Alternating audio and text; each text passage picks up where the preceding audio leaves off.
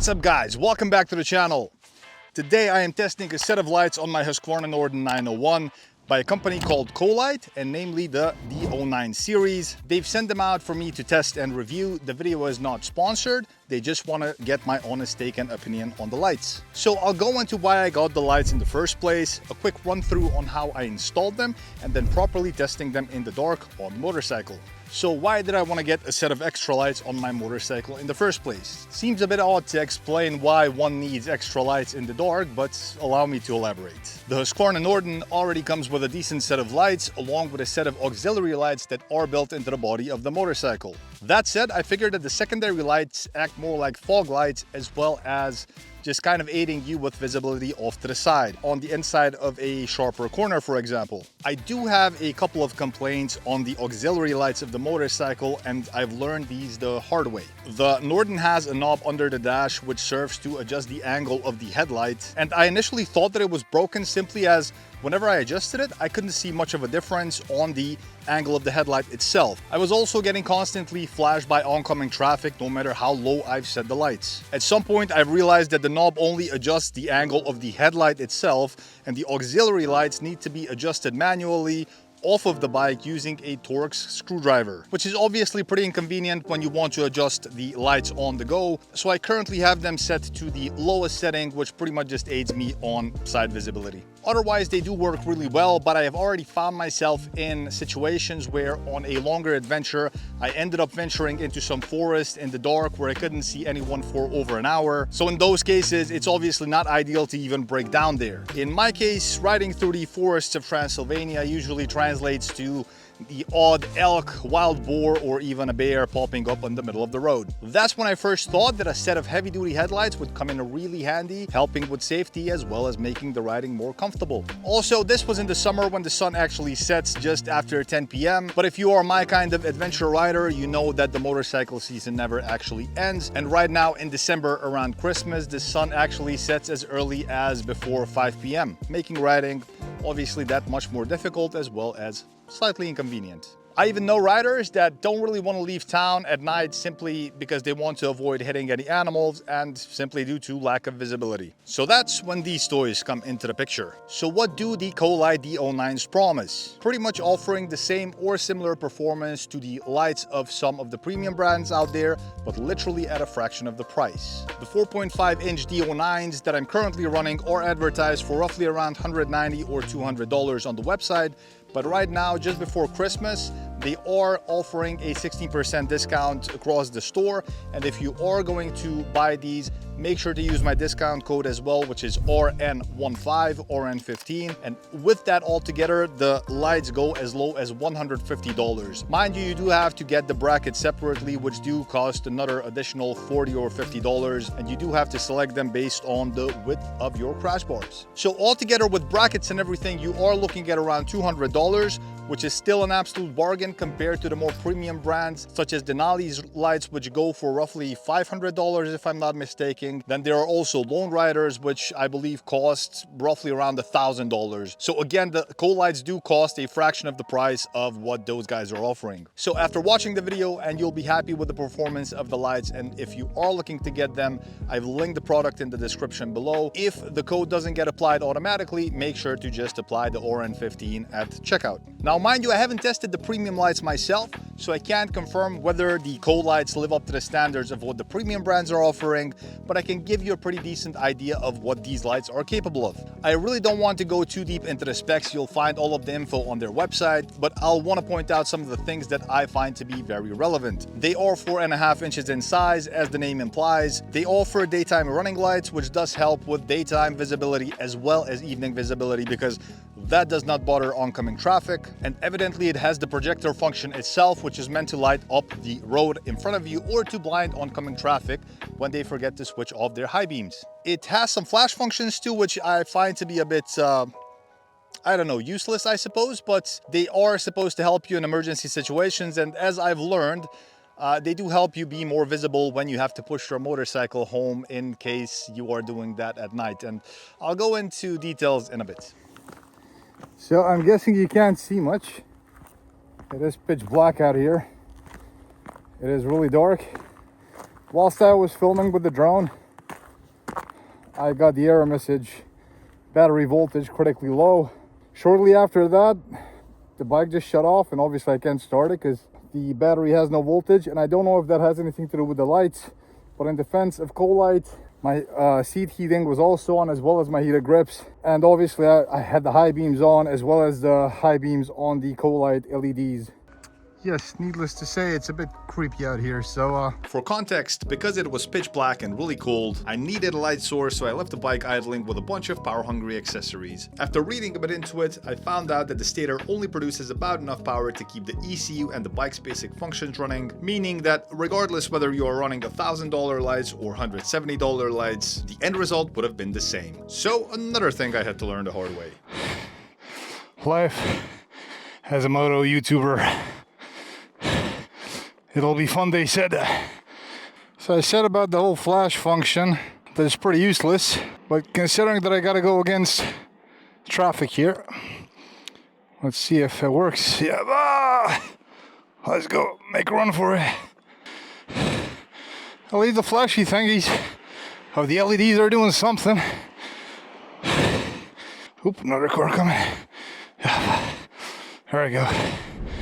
Included in the package are the start-stop button, the relay, the lights evidently, the brackets because I got them along with the brackets, the wiring obviously, as well as some extra wires where you can make connections to the horn, for example, so when you press the horn the lights will flash. But I haven't done this myself, I mainly got these for the lights themselves. In terms of build quality, these do seem really sturdy, they do carry quite a bit of weight. They are rated at IP68, meaning that they are completely dust and waterproof, and they do include these amber covers which are supposed to make the lights a bit warmer, but as you'll be able to tell from the video, it's not exactly the same ambience or temperature as what you get from my garden lights, for example, or the Christmas lights. That said, on the Norden they fit perfectly well because they do match the temperature of the OEM lights, both the headlights as well as the auxiliary lights. It does suit the Norden perfectly well in terms of aesthetics as well, simply as the OEM headlight as well as the auxiliary lights are round in shape. With the way I've mounted them, I really think the bike now kind of looks like a bit of a spaceship.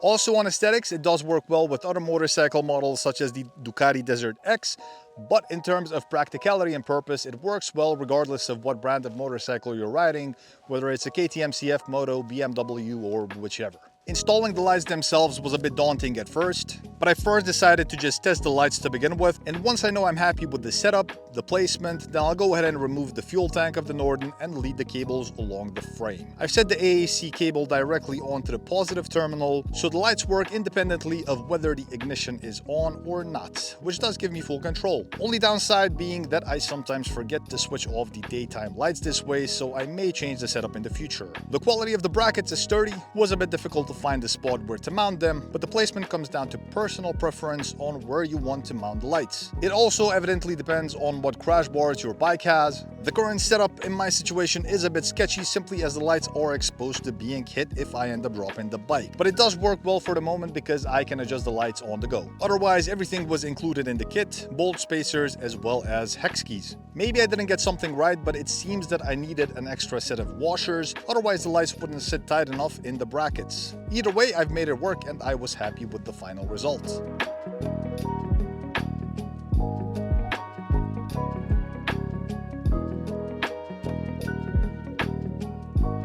Altogether, the process took me roughly about an hour.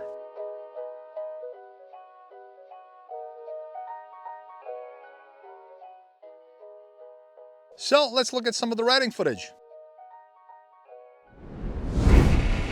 there we go. So I've turned off the daytime running lights. I'll turn that back on. Now I want to turn the auxiliary lights on that the Husqvarna has, which does a really good light. It gives you a really good view off to the side. I really do love them, but it doesn't really aid you in obviously making a decent light. So I'm gonna turn on the high beam now. High beams of the Husqvarna Norden are really decent, but get a load of this. Fucking hell! Turn night into day. That is mental. You can see everything. Wow. I already gotta turn them off because I swear it's like the lights of a truck or something. So I know there's a place I can pull off to the side here and I'm having to lift my visor because my visor is fogging up. As you can tell, it's 7 degrees Celsius. It does feel colder. It's almost Christmas right now. Let's try. Oh my God. Holy shit. If you're going on any long trip and if you plan on riding at night, this is a must-have accessory. Holy crap. Like, these are a lot brighter than what I expected. Wow.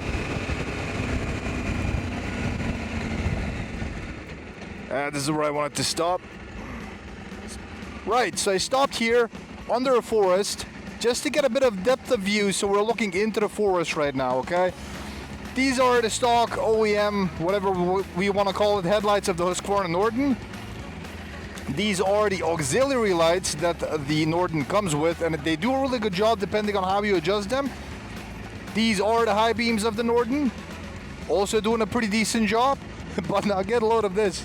Oh, by the way, the daytime running lights are on, but you cannot really, it doesn't make that much of a light, so let me turn it off first completely. There we go, you just get some light literally just in front of the bike. I don't know if you can tell on the camera. Yeah, now they're on, but yeah, this is what you get when you turn the thing on. Holy mother of Motord. There is a bit of a hill, so, and I'm a bit ballsy walking out here because this is bear country. It's not so rare to run into bears around here. I thought I wouldn't like the idea of having the lights on the side so far out, but looking at it now at night, it actually looks really cool. The only downside of that is I'm afraid, obviously, if I'm gonna crash the bike, the first things to get hit are the lights instead of the crash bars. So, and I have now been blinded. I cannot see anything out here. I really want to show you guys that it's actually pitch black out here. Now if we turn it off, you can tell that it's completely pitch black. You can see some light pollution coming from town, but otherwise it is pitch black. These are the daytime lights. Because I've connected the relays directly to the battery and I didn't use one of the AAC outlets or whatever it's called, I can turn off the lights and turn them on when the bike is stopped, which at least gives me a good idea on how the lights are set. You can now tell that I can kind of set these a bit off to the side. There we go. So without the motorcycle's headlights, I get a better view of how to set them. And I think this is pretty decent, right?